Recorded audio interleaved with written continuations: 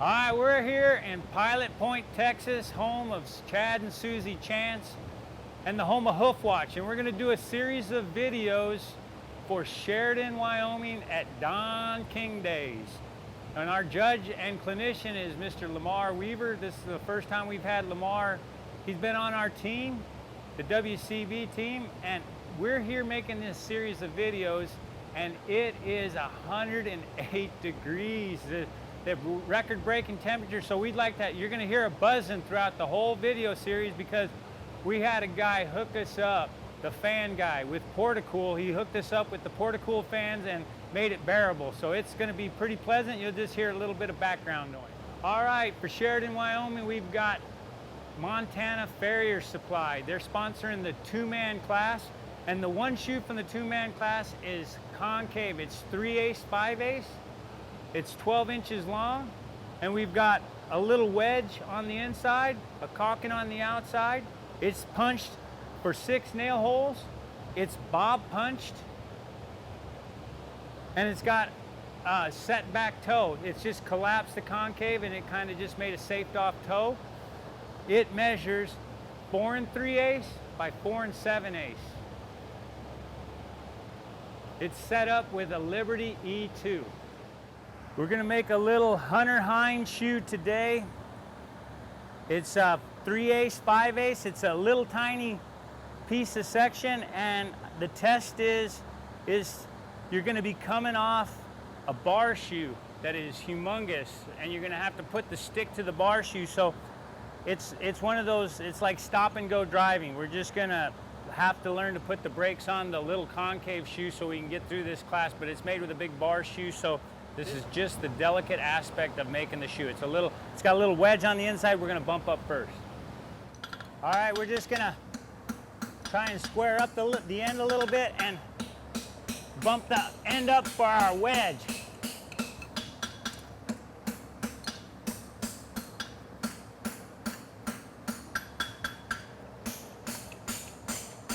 I'll just put a little bit of flux on there.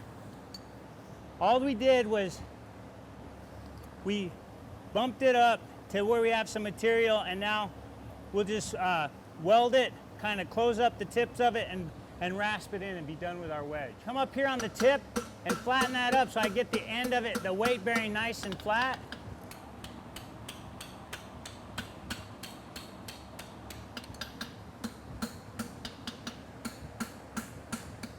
And just kind of pushing that back a little bit.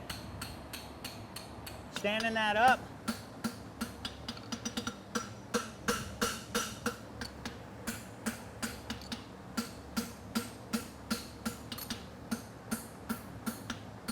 And now I've got the end all closed up. Now I'll just rasp it up while I got the heat.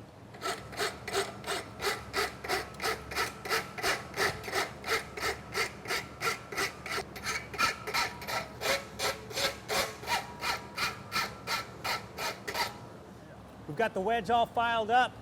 We want to keep this line running down the center because it'll fall to the inside on its own when we put it over the horn. So try and keep everything square while you're in the straight, and then whenever we put it over the horn, it'll lean to the inside. All right, what I'm gonna do, there's very little material in concave to make a heel caulk, so all I do is I'm gonna fold me over some material to close up the front. That gives me a shut up front. So now I'm just gonna bend this over, and then all I'm gonna do right here is flatten that out. So I got that little S in there. That S will lock it in. As soon as that goes away, you need to make sure you're patient. That'll go away quickly. You can see I got it bent slightly. As soon as that slumps over, come fix it right away. This is a lesson in patience because anybody can stand the heel caulk up and strike it here. And you can see it gets that arc right here. That's what's gonna, everybody says, well, it takes so much more material, but I think it's not so much it takes more material, you lose material faster. You can see now it's starting to form. The base is getting wider.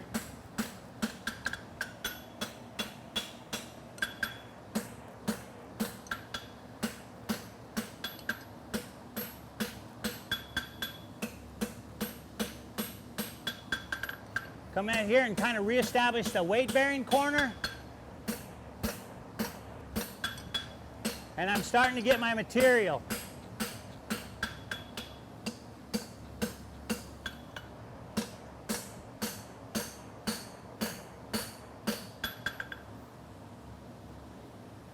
This shoe is going to happen twice as fast as that draft shoe, so take your time on the parts you can't fix.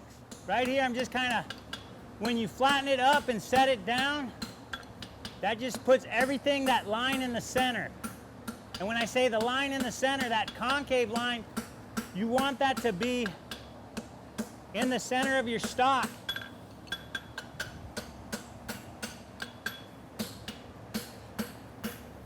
You can see how I'm building the front edge of it. When I'm widening it, I'm building the front edge. Now I'm just hitting the back corner.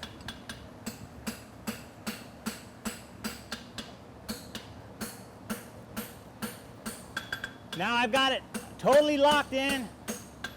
It can't escape me. I have this corner built. So now I can forge it and make it the shape that I want. But until you have this corner to where it's the most leading extension out the back, you can lose it quickly. They've got a little slit in the front of the heel caulk.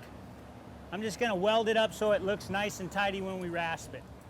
I'm just gonna weld it on all the sides, get all this nice and welded up.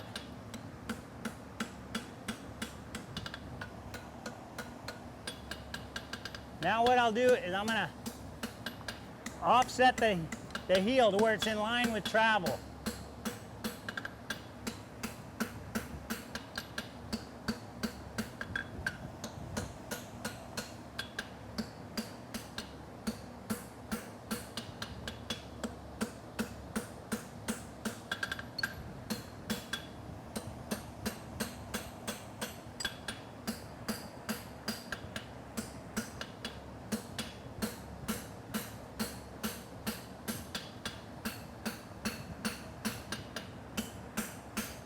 When you hit the leading edge, you got to remember it's got to be coming in like a heel quarter. So I'm hitting the leading edge. I'm getting that all nice and squared up and out of my way. Then you can see where it is. I hit it, it's over this direction, and then I'm going to hit just the back with it flat, and then I'm going to hit the back with it way up.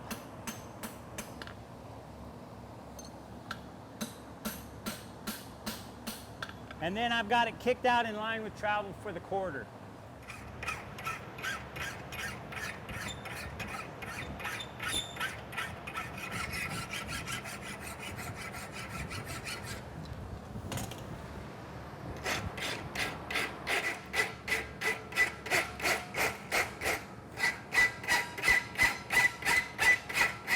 Now that we've got both the wedge and the caulking done, we're ready to do the toe bend.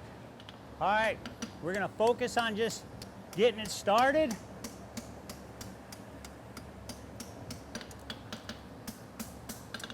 And then we'll do the most of the toe bend from the outside so we don't damage that inside.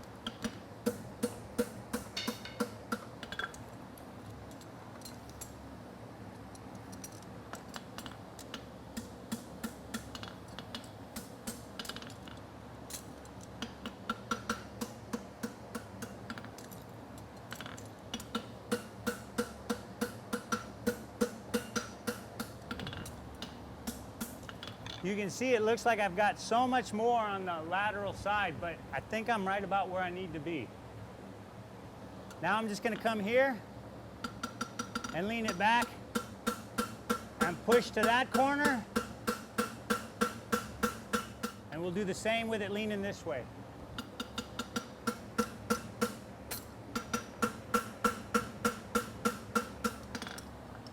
Once I've got the toe in there, I'll come right in here and I'll just push it back in.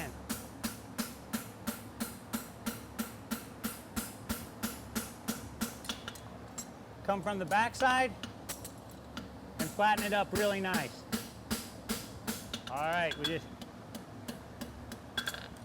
I'm gonna make my toe bend a little bit more pronounced, and then we'll just bend it here. Just take your time.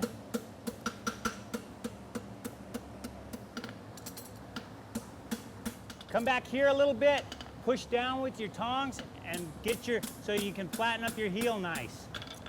If you do it up here, it really doesn't do anything. If you do it back here, you want it to be the first thing that makes contact with the anvil. Toenail.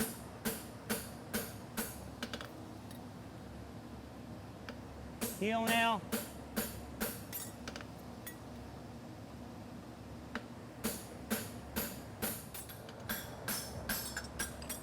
So you get nice and tidy little nail holes when it doesn't make bullet holes whenever you do it colder. I'm just gonna come over here and get that started flat right there. That way I don't leave a mark on the anvil, on the top of my shoe from the anvil. I'll lock in my toe a little bit, just kind of set my toe. Make sure it's above parallel to the ground and start bending it around.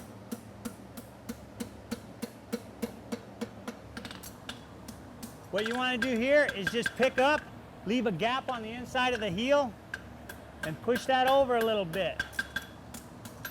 And then continue around from this side.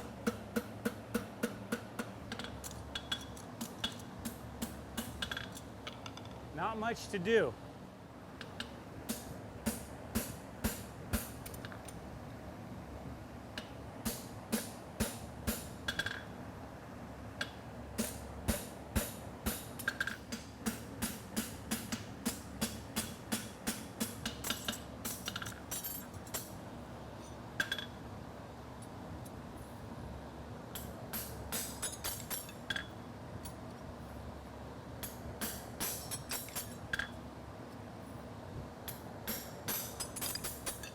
We'll kind of do a combo clip. We're gonna bob punch it. I'm leaning it towards the direction I want material to move. Come right in here to the corner.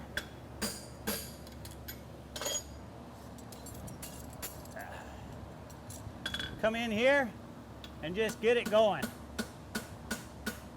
Push it in so I don't pull down my section at all, and then I'll come here and start it.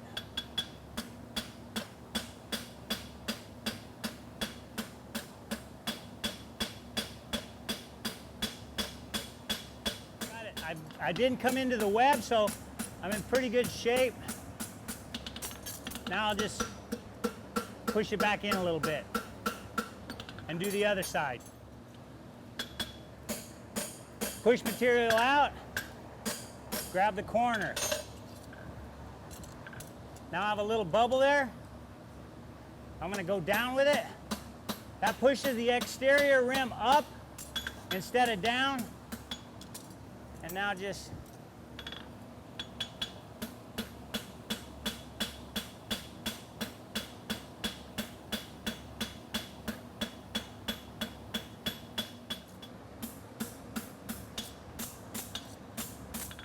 I'll just take a filing heat on each branch and be done.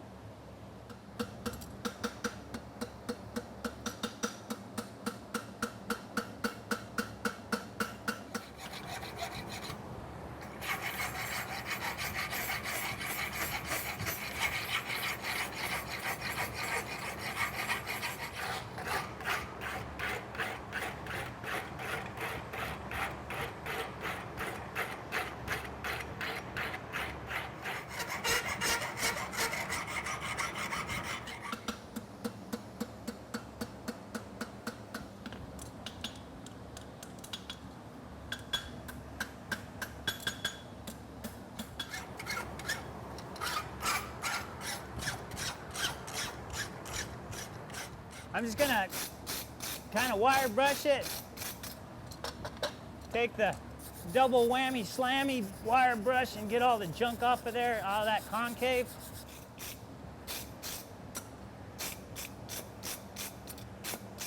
Just getting all the big heavy stuff off of there.